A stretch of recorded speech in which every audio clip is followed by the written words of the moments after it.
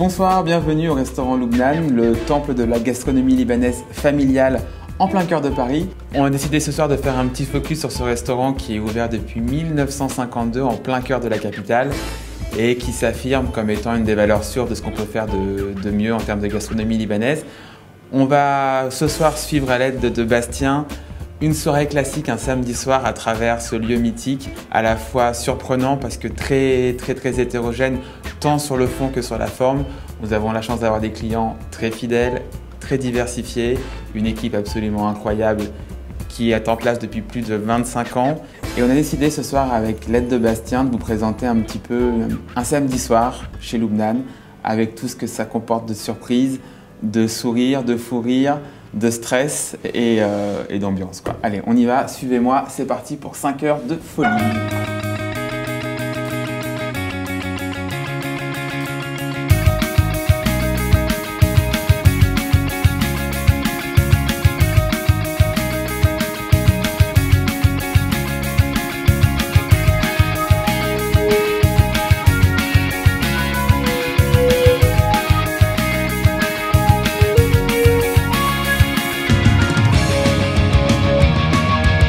Le Loubnan, c'est 2 salles sur 2 étages différents avec à la fois un haut très classique avec une quarantaine de places et un magnifique sous-sol du XIIIe siècle que nous irons découvrir tout à l'heure, dans lequel une danseuse se trémoussera au rythme de la musique infernale que Moussa saura bien nous faire écouter. En attendant, petit briefing concernant la soirée. Soirée assez classique, Christine Lagarde, Robert De Niro avec une poussette, Zizou près de la porte parce qu'il aime bien sortir clopé, Jean-Pierre Foucault, Sophie Marceau, une petite dizaine de personnes. Yvan Colonna a annulé, bon c'est assez classique, ça dépend un peu des permes. Borloo vers 23 h, Maman avec la voisine.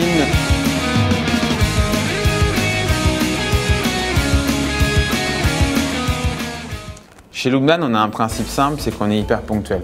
À 18h30, tout le monde est là, sur le qui-vive, prêt pour le combat et on n'y déroge pas. C'est une règle qui tient et qui nous permet d'être crédible vis-à-vis de notre clientèle et vis-à-vis de nos amis. Donc là, il est 19 h et l'équipe se met en place. Donc, bon allez, soyons positifs, on n'a qu'une demi-heure de retard. Après tout, on est libanais. Allez, go, on active un peu là. Bon, alors là, c'est Eli. Eli, c'est un peu la pierre angulaire du restaurant. Il est Internet. Facebook, voilà. Eli a commencé ici, il avait des cheveux et il n'avait pas de ventre.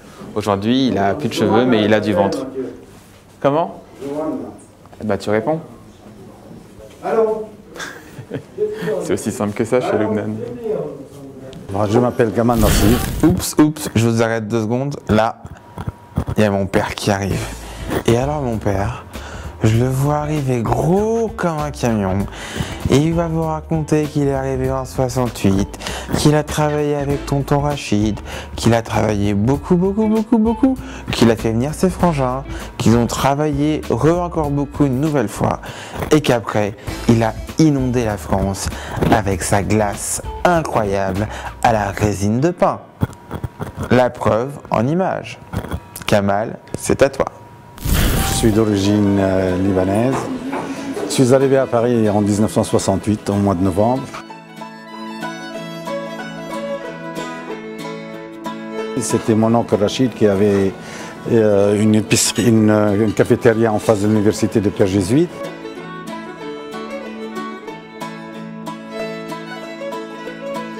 Je suis arrivé en 68, j'étais aux arts et métiers. Et après en 70, j'ai quitté l'école et puis j'ai commencé à travailler avec mon oncle qui m'a appris la cuisine, qui m'a tout appris dans le domaine. Et on a travaillé main à main ensemble. Après, j'ai fait venir un frère du Liban pour nous aider.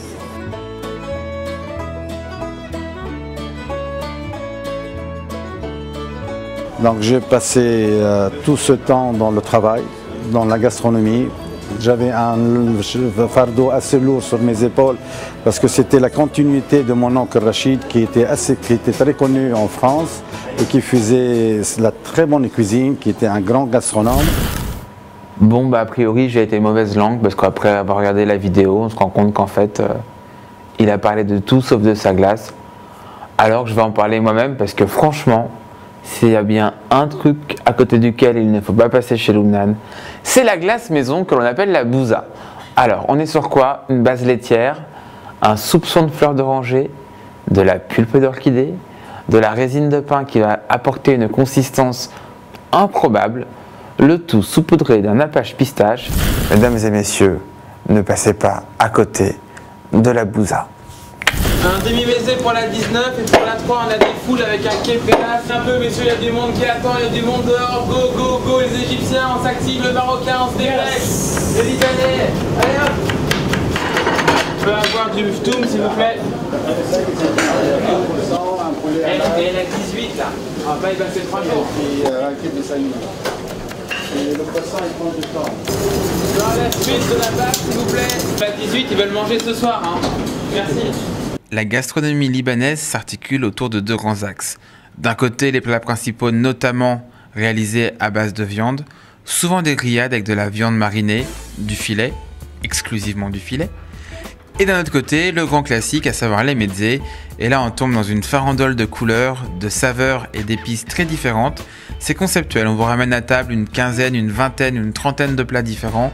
Du froid, du chaud, de la viande, de la volaille, des salades, des purées, du fromage. Bref, c'est un festin qu'on vous pose sous les yeux. Alors, on passe au sucré. Et parmi les petits trésors de la gastronomie libanaise, nous avons un grand classique, le mahalabiyé. Comment le réussir? C'est très simple. On commence par la phase du démoulage. Une petite touche de fruits colorés. Ce soir, ce sera des fraises. On applique un petit sirop fait maison à base de fleurs d'oranger avec un peu de sucre. Et on termine par un nappage d'éclats de pistache qui, en plus d'apporter de la couleur, apporte vraiment du goût. Et plus qu'à déguster.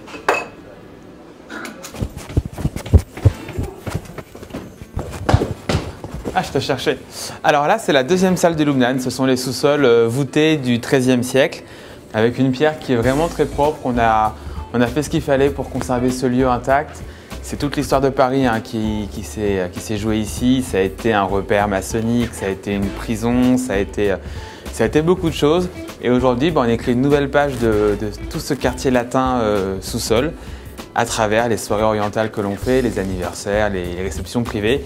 Et ce soir, ça tombe bien, on est samedi, et le samedi chez Lubnan, ça bouge. Allez, suivez-moi maintenant, on va aller voir ce qu'il y a de mieux ici, à savoir le petit salon privé du XIIIe siècle. Alors ça, c'est quelque chose d'assez original, d'assez incroyable. On a beau être à 50 mètres de Notre-Dame de Paris, et vous voilà dans un lieu complètement atypique, entièrement voûté, avec des murs qui datent vraiment du XIIIe siècle, dans lequel nous accueillons nos clients fidèles, habitués. Et puis pour toutes les petites occasions de la vie quotidienne, Pâques, enterrement de vie de jeune fille, divorce, anniversaire, enterrement, promotion et j'en passe et des meilleurs. Et ici, il s'est passé vraiment pas mal de trucs. Voilà, 25 places, une configuration assez flexible, à la fois en buffet ou assis. Et vous allez voir que ce soir, on a une bande de sacrés loustiques qui est réservée. Ça risque de faire une belle ambiance. Bon, allez hop.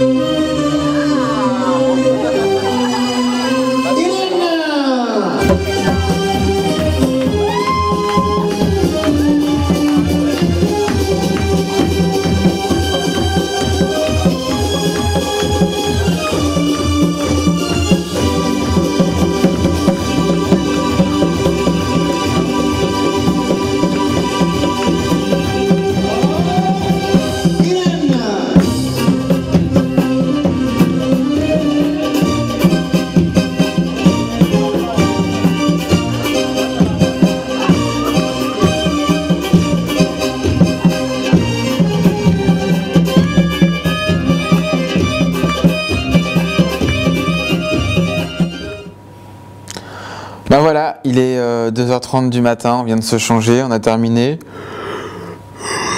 Voilà à quoi ressemble un samedi chez Lubnan. Vous avez pu voir dans le vrai, avec les différents acteurs, comment ça se passait. C'est toujours un petit peu du bricolage, mais c'est humain, c'est vrai, c'est authentique. Par contre, pour votre prochaine venue au Loubnan, petit service, s'il vous plaît, hein, je vous le demande en tant qu'ami, n'en parlez pas trop parce que là, on est plein à craquer. Il n'y a plus de place avant mi-octobre. Alors, la famille, les amis, je veux bien, mais pas plus. Ok? Allez, à très bientôt. Et j'oubliais, retrouvez-nous sur loubnan.fr.